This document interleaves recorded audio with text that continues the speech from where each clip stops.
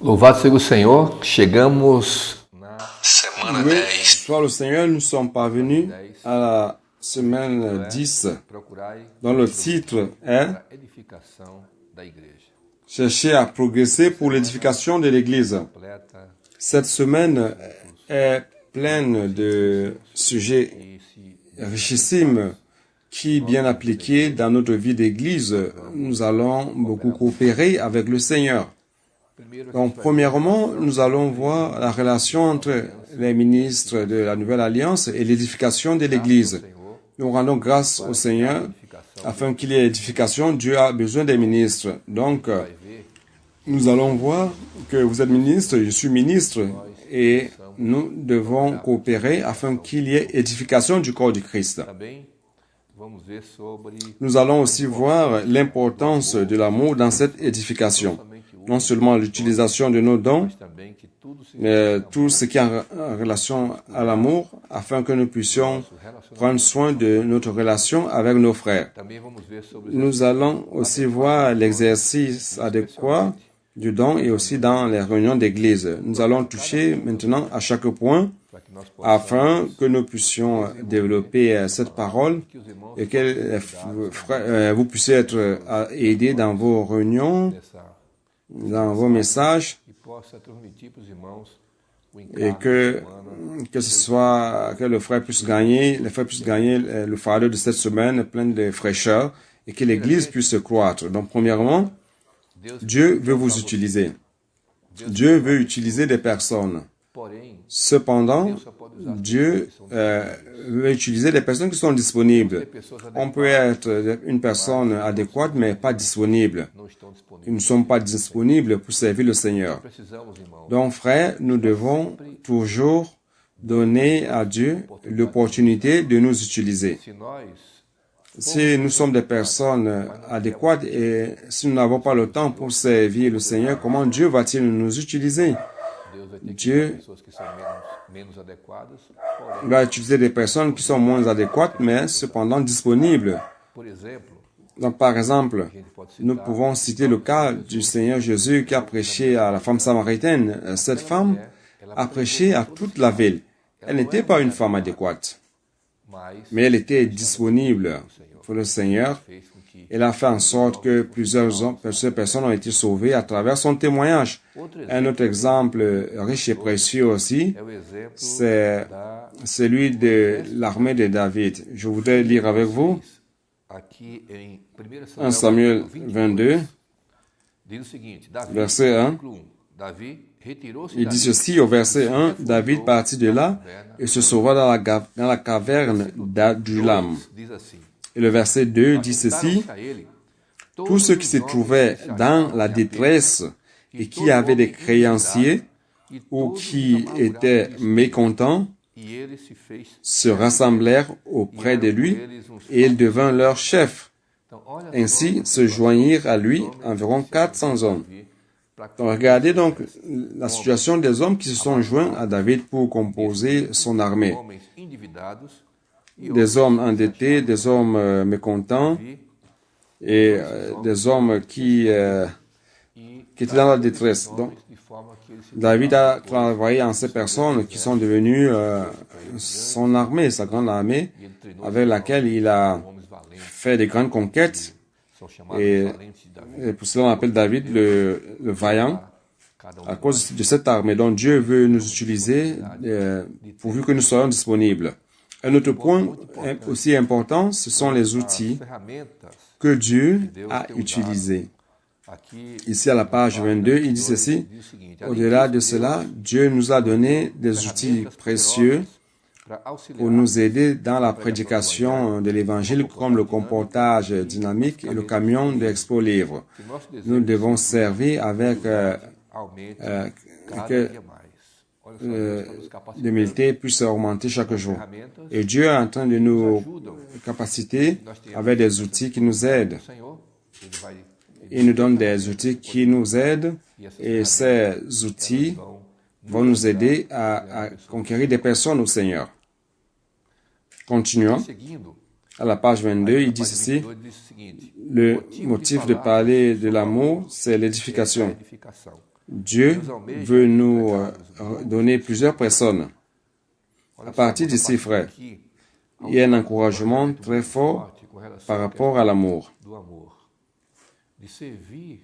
Servir les frères à l'Église ne consiste pas seulement à utiliser notre don, mais nous aussi devons aimer les personnes, car Dieu en fait veut nous donner des personnes afin que nous en prenions soin. Nous serons en relation avec plusieurs personnes. Et les personnes parfois sont différentes de nous et pensent différemment de nous. Dans des manières, des pratiques différentes. Et nous devons apprendre à gérer tout cela et aimer toutes ces personnes. Non seulement sur le point de la vision, du caractère, mais aussi de la relation. Nous ne devons perdre aucune personne que Dieu a mise dans l'Église. Continuons, Dieu veut œuvrer en nous afin que collectivement nous soyons ce vase adéquat pour contenir les fruits qu'il nous donnera. Ainsi donc, nous sommes tous nécessaires. Dans l'Église, toutes les personnes sont nécessaires. Nous ne pouvons pas choisir avec qui nous voulons servir. Nous ne pouvons pas choisir avec qui nous voulons participer aux réunions. Si Dieu nous a accueillis, nous devons accueillir tous les frères. 1 Corinthiens 14, verset 1, il dit que nous devons suivre l'amour et chercher avec zèle les dons spirituels, mais surtout, vous devez prophétiser. Donc, nous devons chercher l'amour, car l'amour, c'est le chemin le plus excellent, et chercher avec zèle aussi les dons spirituels, surtout ceux qui apportent un effet bénéfique au corps du Christ, c'est-à-dire le don de vie, donc qui viennent de la croissance de vie en nous. Nous rendons grâce à Dieu. Toutes les fois que nous nous ouvrons à Dieu, que nous nous ouvrons à servir les personnes dans l'Église, nous recevons des grâces. Et les personnes aussi reçoivent des bénéfices chaque fois que nous les servons. Il est important de noter que chaque fois que vous servez l'Église, tous en profitent. Premièrement, les personnes en profitent parce que nous les servons. Deuxièmement, nous aussi, nous gagnons. Et qu'est-ce que nous gagnons? Nous gagnons la grâce. Quand nous prenons soin des personnes avec nos dons, nous aussi, nous recevons de la grâce. Et Dieu aussi gagne quelque chose, car il promeut ces opérations dans l'Église qui édifie le corps du Christ. Donc nous gagnons, les personnes gagnent, et Dieu aussi gagne. Continuons. L'esprit de puissance que Dieu nous a donné, c'est pour prêcher l'Évangile, pour faire en sorte que nous parlions aux personnes de notre témoignage. Dans Actes 1:8 dit ceci, vous recevrez la puissance qui descendra sur vous, l'Esprit Saint, et fera de vous mes témoignages à Jérusalem, comme dans toute la Judée et la Samarie, jusqu'aux confins de la terre.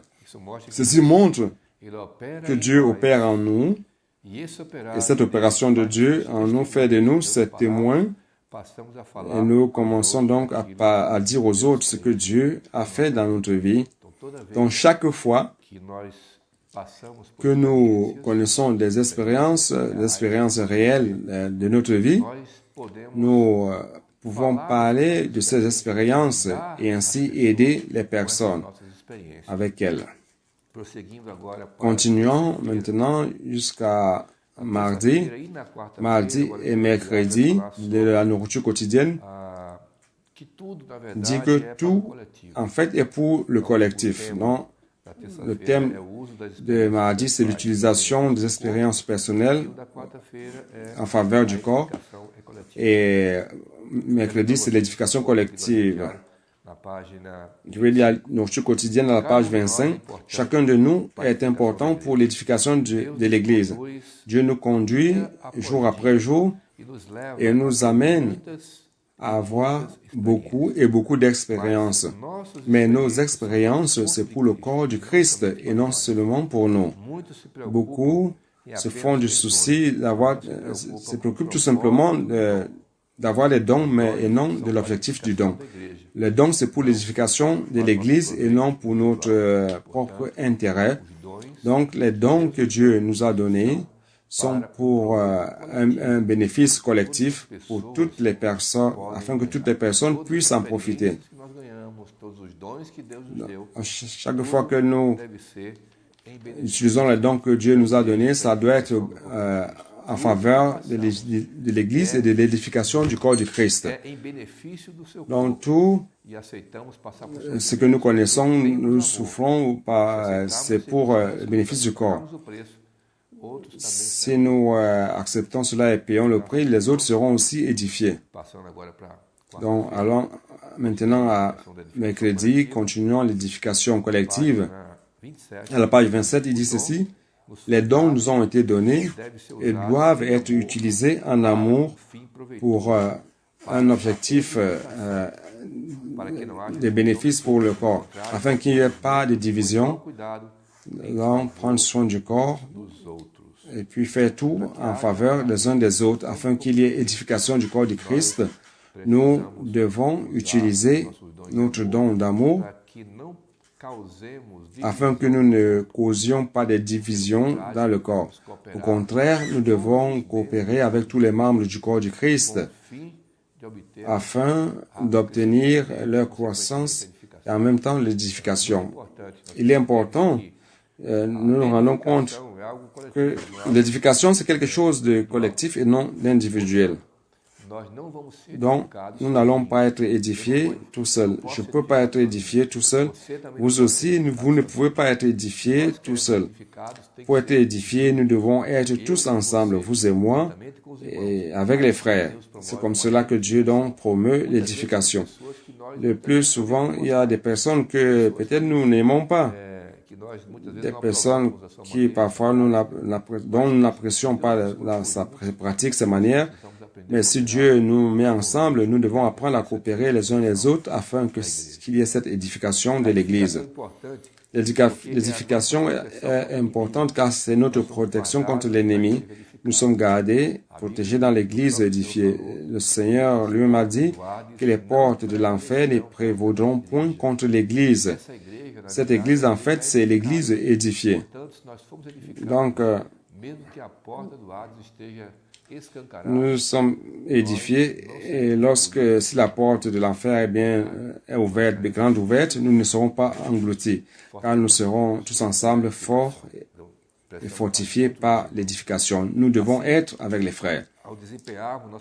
Donc, en exerçant notre fonction, nos dons, nous devons toujours penser la chose suivante. Qu'est-ce que je suis en train de faire? Ou mieux, que fais-je? Suis-je en train d'édifier, oui ou non, le corps du Christ? Lorsque nous sommes ensemble avec les autres frères, nous ne sommes pas tout simplement des vierges ensemble, mais nous sommes la fiancée de Christ. Donc, vous voyez, frères, si nous agissons individuellement, nous serons des vierges de Christ. Mais lorsque nous agissons tous ensemble, nous sommes la fiancée dans l'Église édifiée. Passant à jeudi, à la page 29, il dit ceci. Il parle de l'importance de l'amour pour l'édification de l'Église. Ici, nous allons voir le thème d'édifier en amour. Page 29. Suivant la vérité et l'amour, nous croissons en tout celui qui est le corps, Christ, dans le corps bien ajusté et consolidé, à toute jointure, selon la coopération de chaque partie, dont effectue son œuvre pour l'édification en amour. Ici, on est encouragé par rapport encore à l'édification par l'amour. Il y a toujours un lien entre l'amour et l'édification. Les deux vont ensemble, parallèlement, l'amour et l'édification. Donc, frères, c'est très important que lorsque nous exerçons nos dons dans l'Église, que nous le faisions dans l'amour du Seigneur. Ici, une fois de plus, il parle de l'outil, n'est-ce pas, les outils que le Seigneur nous a donnés, à la page 29. Il dit ceci, devant cela, nous devons considérer les outils que le Seigneur nous a donnés ces derniers jours. Ce sont des outils puissants car sont collectifs. Le colportage dynamique, Expo Libre, les groupes familiaux. Et nous pouvons citer aussi d'autres choses avant ce jeûne. Tout cela montre que Dieu veut qu'il y ait une action de notre part collective. Il donne des outils collectifs. Une fois que nous pratiquons cela ensemble, nous allons être édifiés ensemble, tout coopérant pour l'édification. Il y a un point ici qui est très précieux, qui parle du pardon. Ici, il dit ceci: s'il n'y a pas de pardon mutuel entre nous, nous perdons l'harmonie, de sorte que les personnes qui nous visitent s'éloigneront. Cela montre qu'à cause de nos attitudes ou paroles, une personne peut être perdue. Si nous ne nous pardonnons pas les uns les autres, nous pouvons faire en sorte que les autres tombent. Donc nous devons payer le prix et nous pardonner les uns les autres afin que les personnes soient sauvées et qu'elles demeurent au milieu de nous et témoignent que réellement nous nous aimons. L'Église n'est pas un endroit plein de plaintes, mais d'amour, de réclamations, mais d'amour. Seigneur Jésus. Ici, il parle de pardonner aux personnes. Chaque fois que nous servons ensemble, il va toujours avoir des situations qui peuvent apporter des conflits, apporter des problèmes dans les relations. Alors, qu'allons-nous faire? C'est dans ces moments que nous devons exercer notre pardon, apprendre à pardonner les personnes. À l'Église, nous devons pardonner et être pardonnés. Ainsi, nous allons pouvoir avancer ensemble. Ici, il parle de pardonner aux personnes. Donc, pour gagner des personnes, c'est très difficile. Nous marchons tellement, nous parlons tellement pour pouvoir gagner une personne. Le Seigneur est arrivé dans l'Église, nous commençons à servir. Et parfois, à cause des petites choses si simples, nous perdons ses frères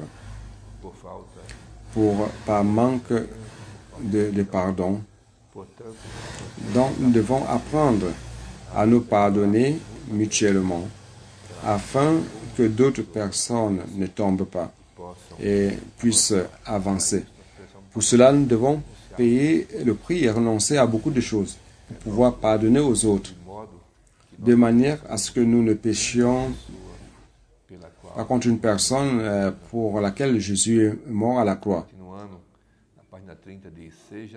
La page 30 dit ceci: que la paix de Christ soit l'habite dans votre cœur, auquel nous avons été appelés en un seul corps, et que nous lui soyons reconnaissants.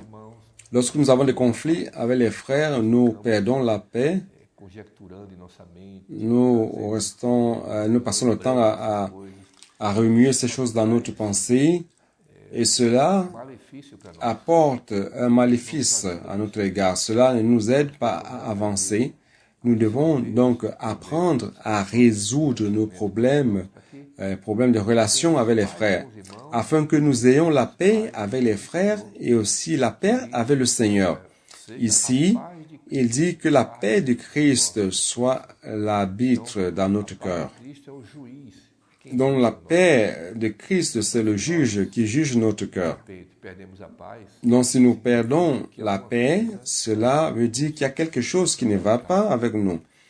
Nous devons donc chercher à nous réconcilier avec les personnes, avec le Seigneur, afin que la paix puisse revenir et régner en nous.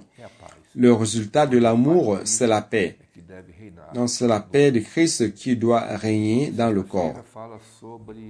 Vendredi parle des dons de prophétie, la direction et l'édification. Et ici, dans la page 31, il parle de l'édification.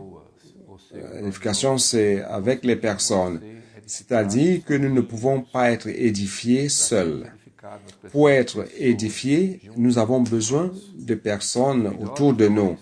Les meilleurs dons sont ceux qui produisent l'édification. Lorsque nous parlons de l'édification, cela implique d'être avec d'autres personnes. Une fois seuls, nous ne serons pas édifiés par personne. Nous devons amplifier notre relation avec les personnes, être toujours avec les frères, édifiant le corps du Christ avec elles. toujours dans la page 31, il dit de ne pas contrarier la direction du Seigneur. La parole de Dieu par l'apôtre a un poids et une direction déterminée. C'est différent de parler des choses personnelles. C'est cette parole de Dieu qui promeut l'édification car nous conduit dans une même direction. Lorsque nous contrarions cette direction, nous causons des dommages. Car au lieu d'édifier, nous apportons de la confusion au milieu des frères. Frères, nous rendons grâce à Dieu pour la parole prophétique. Cette parole qui a été donnée par les apôtres pour donner une direction claire aux églises, afin que toutes les églises puissent cheminer dans la même direction. Si nous sommes tous humbles, si nous sommes tous simples, et que dans les églises, nous pratiquons cette parole prophétique de la manière dont nous la recevons, frères, il va y avoir une grande harmonie parmi nous. Tous pratiquant la même chose, tous parlant de la même chose, ne donnant aucun espace aux divisions, aux conflits, car plusieurs conflits se passent à cause justement du fait que nous parlons différemment, car nous n'avons pas vu la parole qui nous a apporté la direction du Seigneur.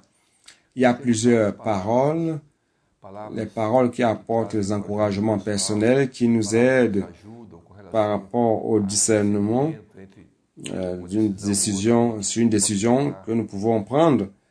Mais la parole de direction, c'est une seule. C'est celle qui nous aligne, qui nous fait marcher ensemble. Le même langage.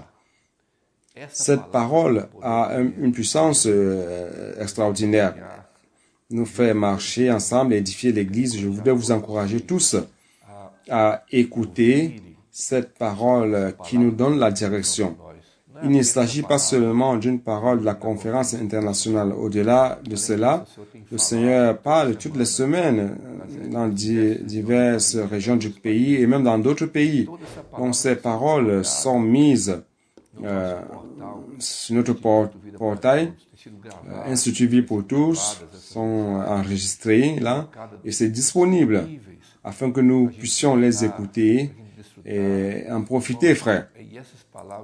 Si vous suivez ces paroles de près et amener les frères aussi à marcher dans la même direction, cela va faire en sorte que nous puissions marcher d'une manière forte. Donc, ainsi, vous aussi qui désirez les dons spirituels, cherchez donc à progresser pour l'édification de l'Église. Donc, c'est ça, progresser. Nous ne devons pas seulement chercher notre édification individuelle, mais principalement l'édification de l'Église. Et cette parole prophétique, c'est pour édifier l'Église. Donc, notre désir, c'est que les personnes qui ont été gagnées à travers notre prédication puissent vivre dans le plan de Dieu et puissent profiter de la vie de Dieu avec nous. Nous devons valoriser plus cette parole prophétique. Donc, samedi, nous voyons le rôle du ministre de la Nouvelle Alliance et les réunions de l'Église.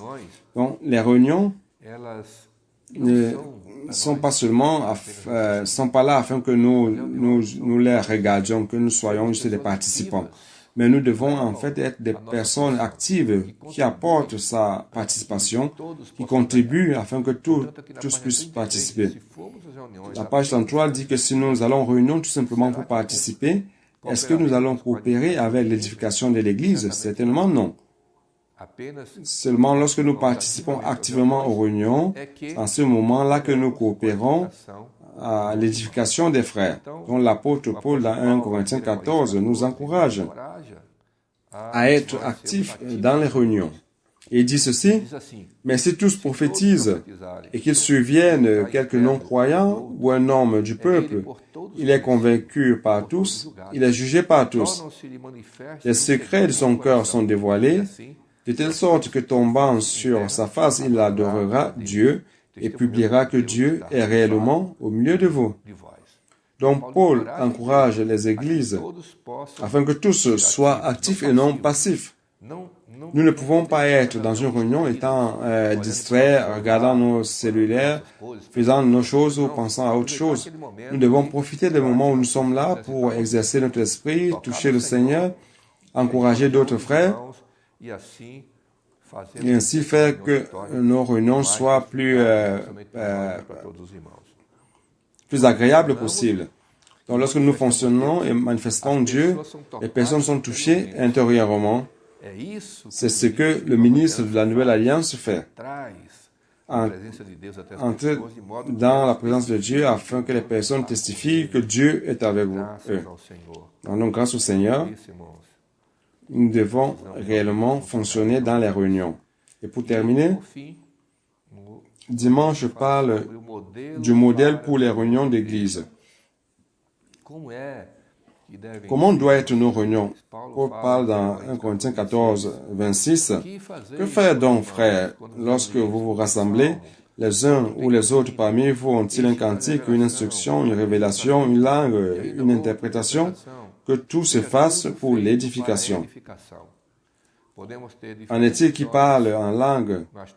Nous devons avoir plusieurs dons, mais tous doivent être tournés vers l'édification. Dans ce verset qu'on venait de lire, Paul dit, que faire donc, frère, lorsque nous nous réunissons? Quelqu'un a une doctrine, un enseignement, un cantique, tout cela pourquoi? Avec comme objectif d'apporter l'édification de l'Église.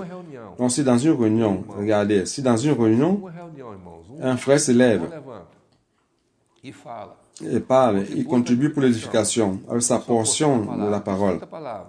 Et un autre frère qui se lève après, et celui qui se lève, il ne contribue pas pour l'édification, il commence à critiquer le frère qui venait de parler, il commence à parler différemment du frère qui a parlé. Comment l'Église va se sentir? Cela ne va pas apporter l'édification, mais au contraire du dommage à l'Église. Donc, profitons des réunions de l'Église pour apporter uniquement la vie, pour apporter tout simplement la joie. Les réunions ne sont pas là pour exprimer des opinions contraires. Ce n'est pas pour exprimer des conflits, pour exprimer nos opinions, non. Les réunions d'église, c'est pour exprimer des vies, apporter des vies aux personnes, pour l'édification, prophétisant la parole de Dieu. Donc, si nous pratiquons de cette manière, toute l'église sera édifiée, les invités seront édifiés. Continuons. Nous devons tout le temps considérer si ce que nous faisons va apporter l'édification ou si ce que nous parlons ou faisons n'apporte aucun profit car personne ne nous comprend. Soit par exemple, si nous parlons dans les réunions, ne parlons pas d'une manière à ce que personne ne comprenne ce que nous voulons dire. Nous devons parler de manière à ce que les frères puissent toucher à la vie. Nous n'allons pas apporter des paroles différentes que les gens ne vont pas comprendre. Apportons la parole prophétique, la parole de vie, la parole que les frères sont en train d'étudier, sont en train de partager afin que l'Église soit plus édifiée. Terminant, Dieu veut édifier l'Église. Et votre don, c'est pour l'édification. Votre don, c'est pour que Dieu soit manifesté et que tous puissent se rendre compte que Dieu est parmi nous et qu'il y ait de l'harmonie dans les réunions d'église. Car notre Dieu n'est pas un Dieu de confusion, mais un Dieu de paix. Frères, c'est ce que Dieu veut apporter à l'église, à nos réunions, une édification en harmonie, où tous les frères se sentent bien dans ces réunions. Nous ne voulons pas que dans une réunion d'église, les frères ne viennent plus. Quand ils ne seront pas édifiés, ça ne sera pas une ambiance bonne pour eux. Ils vont rencontrer ce frère avec qui ils sont en conflit. Donc l'église ne sera pas comme ça. L'église n'est pas comme ça. Ça doit être le meilleur des lieux. Nous devons être tous dans la joie lorsqu'on va aller à l'église. Quand on sait que réunion d'église, on sait que ce sera un endroit de joie, de satisfaction.